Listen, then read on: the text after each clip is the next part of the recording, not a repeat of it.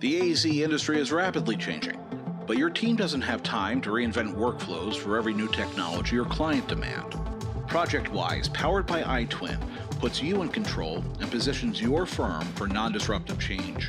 Whether you need to improve design quality, optimize existing processes, or even get started with digital delivery and digital twins, ProjectWise enables you to make the most of what you already have without starting over. Visit go.bentley.com/podcast to see how ProjectWise is empowering AEC firms to do more with less. Once again, that's go.bentley.com/podcast to learn more.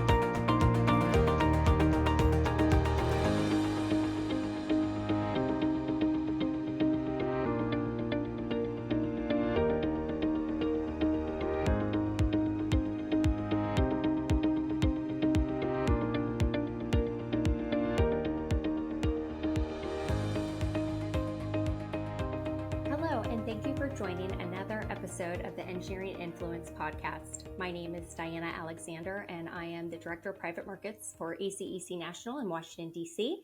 I wanted to first thank our podcast sponsor, Bentley Systems, for sponsoring this episode.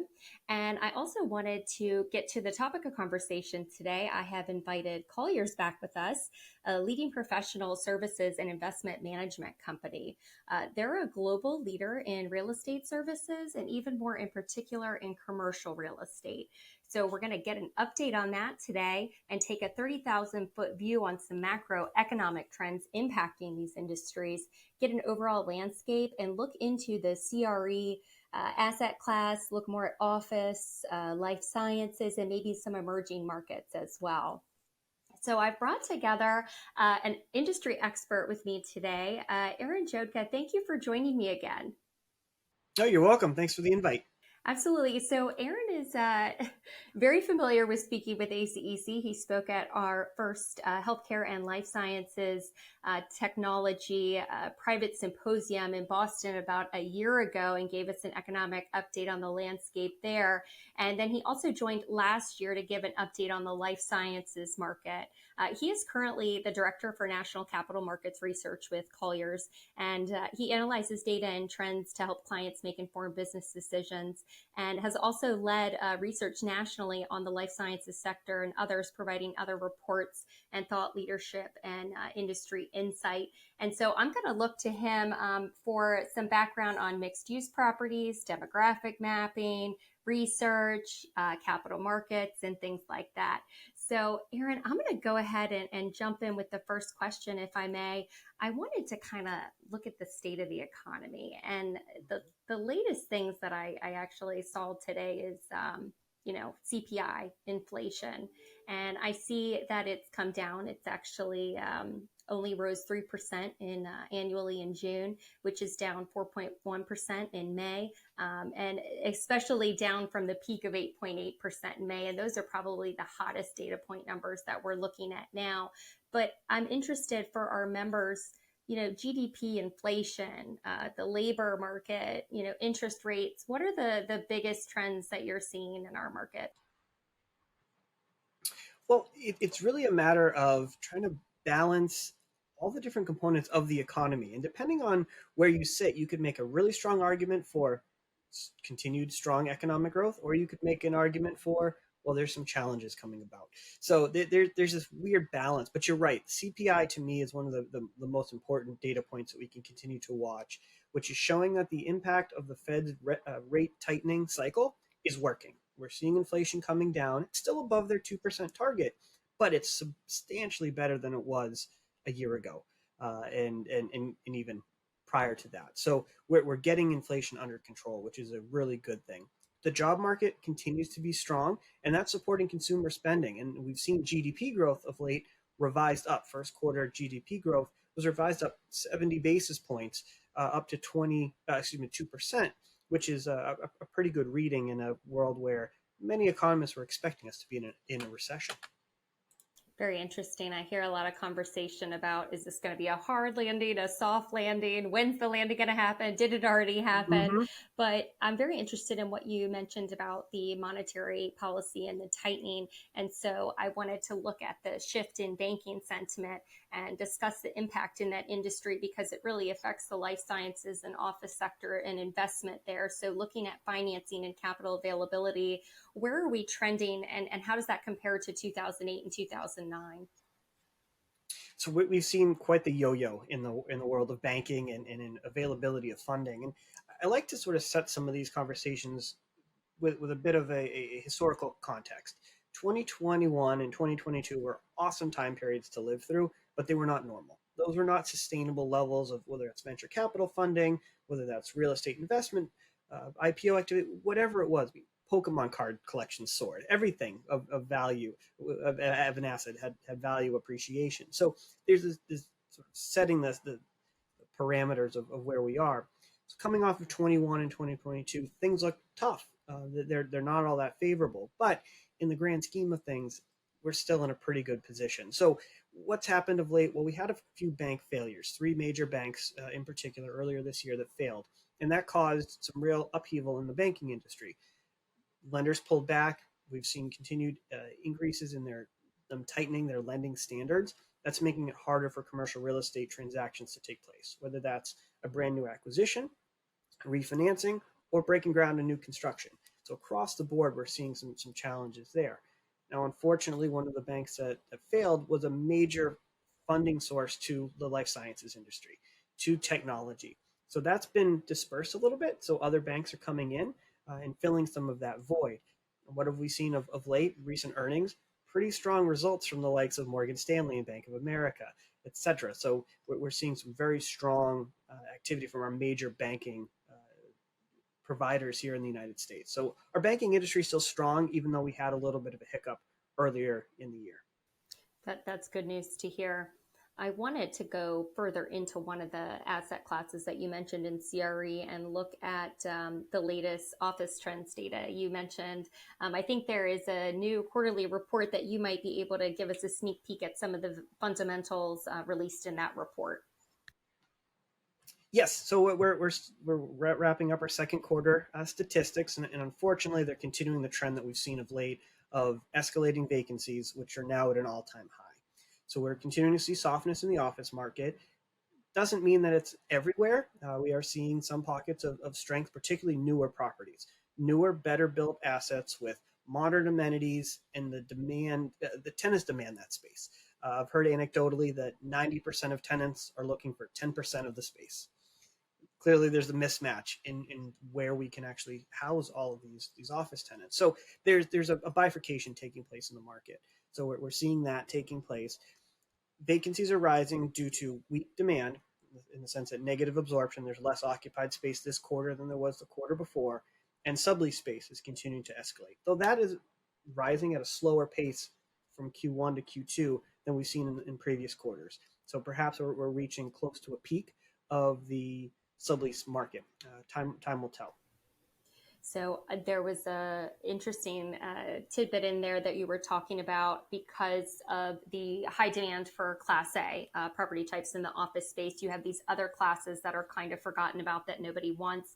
And then insert another problem, which is housing supply, which is extremely low. But we have excess office space. So can you tell us about the potential for adaptive reuse in changing, this office space into potential multifamily living opportunities?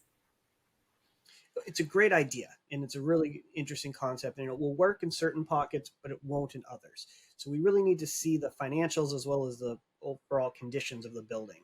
So thinking of office to residential or office to some other use, let's start with sort of urban cores, dense markets as a starting point. Well, you need certain clear heights so you can have enough room for apartments. Your floor plates need to be of a certain size. If they're too big, it makes it very challenging because you need that natural light. You need to have the ability to really be comfortable in your residential unit. Could that mean coring out a bigger building? Possibly, though there's certainly an expense related to that. So there's a couple of those conditions, but then the capital comes into question. So if you need to acquire the building, then you need to rehab it, repurpose it. That could be anywhere from $450 to $650 a square foot, potentially more, depending on the level of finishes and what's ultimately being done there. So there has to be a return, so to speak, for that developer, for that investor. Can they sell that asset in the future, stabilize it at a price at or higher than that? Ideally much higher than that, so that there is a return. So we're seeing the challenge of, one, a lot of buildings don't meet sort of the criteria of standards, if you will, from its structural standpoint, and then a lot more fall off the list from a financial standpoint. So it's a great concept. It's going to be very challenging in practice to execute on, and we need our communities and our municipalities to make some changes. So whether that's adding additional density, whether that's offering tax incentives, something to help promote additional changes here, because rough math on its own may not work. There's two things I noticed when we were going through COVID and we were in the heat of it. There was a lot of discussion about doing conversions of hospitality space and hotels into apartment living. And all the things I heard said it was just going to be entirely too expensive to do a conversion of that space, that they would actually, it would be more financially feasible to tear it down and start over. So I'm really interested to see how that turns out. I think the financial factor is very big there, and getting investors to see that value. And then the other latest trend I actually heard in one of our, we have a land development coalition, and our LDC XCOM, our senior leaders of that committee at ACEC, talked that they're seeing single family permit spaces that are being authorized to build 2 or 3 units on that single plot. So I'm very interested to see what they do with that, and I'll have to keep an eye on that as well. I did want to look at your emerging asset classes. Can you tell us anything new that's coming out? You had mentioned to me earlier battery manufacturing, energy, hydrogen fusion. It's becoming kind of competitors for your biomedical group. So what's going on there? Yes, we're seeing a lot of what we're calling tough tech. So these are industries that are growing rapidly in certain pockets of the country. And that can be in the Northeast, it can be in Georgia, in Tennessee, Ohio, Michigan, California, Texas. There's a number of states that are seeing really strong growth here, depending on where we are on the sort of tough tech world. So that could be anything from EV manufacturing, can be battery manufacturing, and new energy, clean energy, think hydrogen or fusion power, things of that nature. So really some interesting dynamics here. Now, what do they all have in common? They're massive power users. So we're seeing that as one of the biggest hindrances today, is taking asset A to completion or converting a building. It's that power component. So finding ways to work with the local electric and utility grids to connect and have that support is really, really important. And that's causing some delays of 12 to up to 18 months where you can't get your tenant in there and up and running and start your business because you just can't get the power in.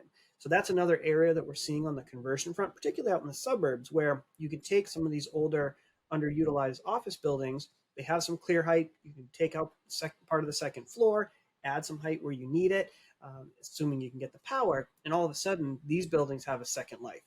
Or, as you mentioned earlier, potentially clearing the site, knocking the building down and building anew. But those are some really interesting areas that we're seeing growth in. Is providing a plan B and a plan C in certain economies that were heavily reliant on, let's say, biomanufacturing or life sciences, an industry that has cooled a little bit. It now has some other areas that are growing. And a place where I sit in Boston has that opportunity where we're seeing growth in these different aspects that weren't originally on the business plan for landlords and developers in their projects, but that's the tenants that are there today leasing space. Very interesting. So in the realm of technology, what about AI? How is AI impacting this industry? Any trends you're seeing there? Yeah, so AI is really interesting. It's still new for a lot of us trying to figure out how that works. In the world of tech, been using AI for a long time, helping with coding, helping with programming. It's second nature to a lot of big tech companies. So we're seeing some growth on the data center side. Data centers is certainly one area that will continue to benefit from an AI surge. And we've seen some activity over the last 60 days in particular of sort of that second wind and another jolt to that industry. In terms of other asset classes, we're seeing AI start to come into healthcare a little bit more. So how will that help with predictive medicine, analyzing different scans and x-rays and things of that nature, and finding ways to integrate AI with what we're doing today, make things more efficient, make things more effective, particularly in the healthcare world where we're seeing some cost challenges. One, we've got burnout from a lot of these skilled individuals, and there's also some price pressure and cost pressure. So trying to find ways to do more with the same is something that AI might be able to help us out with. We're trying to figure it out over here on this side as well, and how AI is going to impact architects, engineers, and the construction workforce as well. So I think I have time for about one more question, and I wanted to look specifically at life sciences and office space. Can you tell me about any regional trends? Like, is Boston still the leader? Is it still the hot spot for everything, or are some maybe other markets regionally, showing themselves that we should watch? Yeah, so from a life sciences standpoint, we still have a pretty clear tiering, if you will, of markets. So your Boston and your San Francisco Bay Area are the two largest markets in the country, and they're by a wide margin. When you start going from there, you get the San Diego's, the Philadelphia's, the Raleigh Durham's. But then there's a lot of growth happening in places like Chicago. We're seeing growth in St. Louis, Houston, Salt Lake City. A number of markets that may not be right on the top of your mind as life sciences hubs are growing and they're expanding. And the reason for that is they have a mix of talent. They have a mix of colleges and universities that continue to churn out that talent. They have investment, and they just have that innovative culture, which is really a nice combination. So looking at healthcare systems, looking at healthcare opportunities, hospital networks, educational facilities can make a really interesting recipe for future life sciences growth, whether that's continued in existing hubs or expansion in new markets. Great. So I think that ties in nicely with how I'm going to wrap us up here. I wanted to let our members know that the latest Healthcare and Science and Technology Private Market Industry Brief is available online. We'll also put a resource link in the show notes of the episode on YouTube and the Engineering Influence podcast. There is also, speaking of education and feeding these healthcare and life science industries, the K through 12 and higher ed brief is slated to come out in August. We're in final reviews now, and if you are subscribed to that, you will get sent. Or you can also reach out to me directly, and I'd happy to provide that with you at dalexander@acec.org. And then finally, AI we talked about. We have a new series that's coming out starting August 3rd, which will be a 4-part series about AI and AEC and how the marketing and business development landscape in the AEC industry is being changed and how that is going to transform our industry, like healthcare, life sciences, and other office and commercial real estate classes too. So Aaron, thank you so much for taking the time to speak with me today. My pleasure. Thank you. Great to see you again. You've seen another episode of Engineering Influence Podcast. Have a great one.